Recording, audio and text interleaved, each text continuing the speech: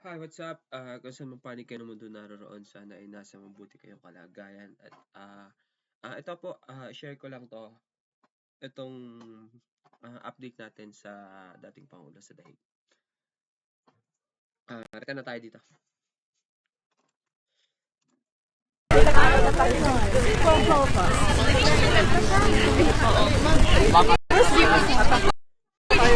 Atras kayo, ma'am. Atras kayo. Okay, thank you. Good afternoon, ma'am. Okay, hello. Magandang hapon. Yes, oo.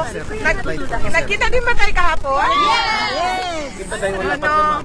Maraming salamat sa pagbisita ninyo dito sa Dahig. Ate Jenny. Sige naman. Sige na. Ano ba yung sabihin ko? Yes, maraming salamat sa inyong pagbisita dito sa detention center sa Dahig at maraming salamat sa pagpapakita ninyo ng suporta kay Pangulong Duterte. Yes, so galing ako doon sa kanya sa loob at ang discussion namin ganun pa rin, Coke Zero pa rin, Coke Series. Dumating naman na yung binili para sa kanya na Coke Zero. So, Apat pa rin yung Coco. hindi ko alam ma'am kasi galing na siya sa grocery. Kasi meron silang allowed sila ng grocery so dumating na yon. BP, dumating na rin yung paksi. Sir, bawal kasi ang pagbibigay ng pagkain sa loob. So, pwede siyang magluto. In-encourage ko siya kanina. Sabi ko, Papa, magluto ka na lang. And then sabi niya na, I cannot even boil water. What do you expect? So, Andito sa facility. yes, pwede naman magluto. Pasok na lang ako doon. Sige lang, dahan-dahanin ko lang. Pwede mag-volunteer as a cook? Unfortunately, ma'am, sila lang din yung pwedeng magluto ng pagkain nila. So, yes. And, he said na sabi ko, maraming tao sa labas, nag-aantay. So, anong mensahe mo sa kanila? And then he said na, ang message ko ay, if you are angry, you are allowed to say almost anything. And that is okay. So, BP, yun. may hiling ba si PRD, BP? Nalalapit niya yung birthday. Wala, sir. Wala man siyang nasabi kanina. And yung discussion lang namin is yung dental floss kasi ni-request na namin yon. So, nag-discussion din kami kanina. Nagtanong ako sa guards what is happening to the request for dental floss. And then, kahapon kasi I sent a bag of clothes, yung galing Davao City, na mga damit niya, pinadala, tapos sinort out ko yon, inayos ko, and then pinadala namin dito sa loob. At natanggap na daw yon kahapon ng umaga. Ngayong, Monday pala ngayon, Sunday kahapon. Ngayong umaga, natanggap ngayong umaga at i-deliver sa kanya bukas. Kasi pinaprocess lang, chinecheck lang. Nakita niya pa ba yung mga supporters niya kahapon? Mga pictures kung sino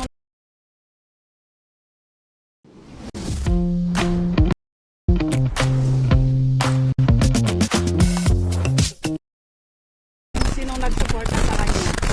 Meron siyang access sa computer, ma'am. Supposedly dapat sa loob. Ang problem is, hindi siya marunong mag-operate ng Hindi siya marunong mag-operate ng computer. Ang cute ni tatay. So, supposedly na siya access. Dili na siya, ma'am. Ayaw na niya. And then, I was asking him, magsulat ka na lang ng libro. Sabi ko, magsulat ka na lang ng libro and then when you get out, we'll sell it and make money out of it. And then he said na, I'm too old to write a book. And then sabi ko sa kanya, si Rizal nakagawa ng No Limitang Here at El Filibusterismo. And then ang sagot niya sa akin was, ano bang edad ni Rizal nung nagsulat siya? 80 years old? Pero ma'am, yung recorder ba? Tapos sasabihin niyo yung ginawa? I'll make that suggestion the next time na Pwede may kang gawin schedule ako. parang soundbook, ano yan, yearbook, ano lang yan? Yung pagkikinig ka na lang ng taon ng Kasi hindi ko din alam yung ganyang pamamaraan. Ang alam ko din pen and paper magsulat. Anong gagawin natin sa birthday? Meron kanina yung executive committee ng mga organizers kahapon. Magkasama ko sila kanina for lunch just to thank them sa pagod, hirap, puyat at lahat na ng kanilang effort para doon sa rally kahapon.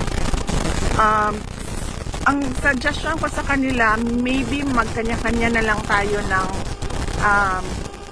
picnic kung gusto ninyo ng ganon at wala ng program para hindi na tayo kailangan magpaalam ba? Kasi it's not a rally, it's not a protest, it's just a birthday picnic and then you can gather kung ano yung grupo ninyo, kayo yung magsama, kung ano yung grupo nila, sila din yung magsama and then mag table hopping na lang siguro yung mga tao. Pagalingan na at pasarapan ng pagkain. Pupuntahan niyo po kasi bulan Mayo. Sinabihan ko sila, ma'am. Sabi ko, just let me know kung anong plans ninyo, anong gusto ninyong gawin.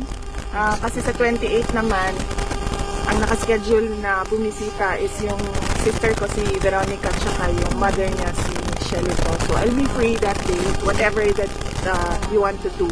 How about your mother? How about your mother? When is she coming? She's arriving. Ano ba darating? Hindi ko na maalala. Kailan darating mama ko?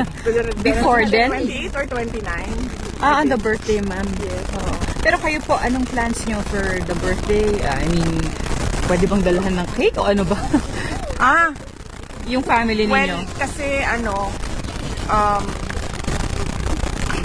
dahil limited lang yung time ni Shelly to na makastay dito dahil meron siyang mga negosyo na kailangan na sikasuhin. Hindi niya pwedeng pabayaan yung hanap buhay niya. At si Veronica naman ay nag-aaral so kailangan din niyang umuwi. Hindi siya pwedeng magtagal ng absent. Limited yung time nila. So lahat ng time na pwedeng ibigay sa kanila, binigay sa kanila lahat.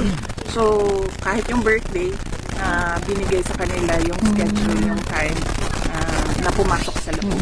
So, ikaw, VP, anong plano mo for his birthday? wala ako schedule sa kanya sa Friday. After na As lang. I said, binigay namin. Kasi allowed lang siya ng 2 visits a day. So, one lawyer visit, and then one family visit. So, the day after ka na lang, VP, or before? Wala akong yes. Wala ako. Binigay ko lahat ng schedule kay Shelly to at Veronica. Napag-usapan naman namin yon and we all agreed na ganun yung gagawin. Nasa kanila lahat habang sila ay nandito dahil limited yung time nila as compared to akin.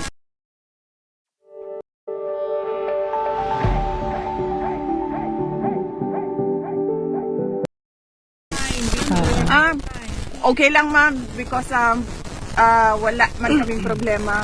Kaming magkakapatid, wala man kaming problema. Yung mga nanay namin may problema.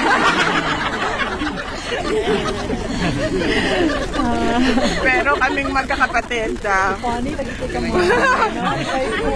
You should see our group chat. Kaming 4 na magkakapatid. So funny. We love you, BP, may bukod. How long na yun? Just until I get all the lawyers appointed by the court, they need to be vetted, cleared by the court, and once they're all appointed, then I can come and go already. VP, ganun pa rin ba yung tinatanong ni former president? Yung timeline, yung legal strategy, is he very much involved pa rin? You have to ask the lawyer kung ano yung mga napag-usapan nila with regard to sa legal part. Pero sa'yo, ganun pa rin ang mga tinatanong din? Meron siyang na-mention kanina about the same rin, yes, kung ano yung process, ano yung pagkasunod-sunod na kailangan gawin. VP, meron po kayong binanggit yesterday na ang pangamba niyo para sa dad niyo kapag bumalik siya ay baka magaya kay Ninoy Aquino. Meron po bang mga threats? Ano po yung basis or context po nitong binanggit po ninyo dun sa malawakang gathering? Meron po bang mga nare-receive na death threats sa kanya? Or how serious is this possibly na magkaroon kayo ng pangamba? Ang binabasehan lang natin is kung ano yung nangyari noon. Nakita naman natin yung nangyari noon. Hindi naman na mabura kung ano yung nangyari sa kaysaysayan. At ito ay nagpapakita kung ano yung kapasidad or capacity nila to do these kinds of things. Including that extraordinary rendition where they took the former president from Philippine soil and brought him to The Hague. Nila, ma'am? Nila, Meaning? the administration nila. The administration. Oo. May reaction yata. May reaction yata yung mga Sabi po nila na hindi raw po ganun yung sitwasyon. And as a matter of fact, ang dinescribe daw po dati ni former president ang sarili niya na kahalintulad ni Hitler and not Ninoy. Hindi naman si dating Pangulong Rodrigo Duterte ang nagsasabi na magiging Ninoy siya, Aquino. Ang nagsabi nun ako at hindi si Pangulong Duterte. Those were my fears for the life of my father based on his history. Among tatay. Let me be clear that President Duterte wants to go home. Wants to go back home. So even if he would be safer here, yun pa rin. Kasi kayo po, may pangamba kayo na kapag nangyari, kapag umuwi siya, baka may mangyari sa kanyang masama. Would it be a fact that he would be much safer here kung sakasakali? Or yun pa rin ang gusto po niya talagang makauwi no matter what? Yun ang sinasabi niya every time na pumupunta ako doon, kailan ako makakauwi, timelines, ganyan. Gusto niya talagang umuwi. Sa pangamba po, ano po yung sabi niya? Sabi niya, well, that is life. Yan, lagi sinasabi niya. That is life, so be it. He did say that noong Sabado. So, yun. Hindi naman niya pangamba yun. Kasi lagi naman niya sinasabi, alam niyo, matanda na ako, tapos na ako sa lahat ng kailangan ko gawin. Except that, sabi niya, I'm running for mayor and I want my term, this term, na matuloy na mag-mayor ng Davao City. But sabi niya, other than that, I only think about my children. VP, you have a response to the response also of Malacanang and House of Representatives regarding yung mga nabanggit po kahapon. Halimbawa sa budget. Oo, parang sabi nila kung gusto ng transparency, parang mauna daw yung kampo ninyo to answer allegations. Allegations of ano po? Yung sa OVP and death. Yung new set of names daw po, which Ortega dubbed as Team Amoy Asin, included Amoy Liu, Fernan Amoy, and Job de Asin. Would you care to respond to this? Yes. Iba kasi yung, di ba, nag-file na sila ng impeachment sa akin. I suppose yan yun, no? Yung impeachment. Yes. Oh. Nag-file na sila ng impeachment sa akin. And nandiyan na yan sa Senate. And Stemlight Trap attracts and traps flying insects without chemical insecticides. Stemlight Trap.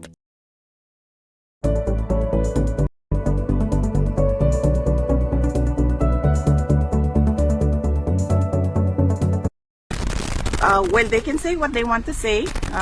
Pwede naman na nila yan sabihin. And ako din, nag-file na rin si Congressman Pantaleon Alvarez questioning the budget and what happened to the budget and constitutional infirmity and irregularities in the budget. And then I can say what I want to say. It doesn't have to be na dahil pinupuna ko sila sa ginagawa nila sa ating bayan, ay kailangan ko din sagutin yung sinasabi nila. Nang kahapon po talagang malakas yung panawagan ng mga taga-suporta na mag-resign si Marcos.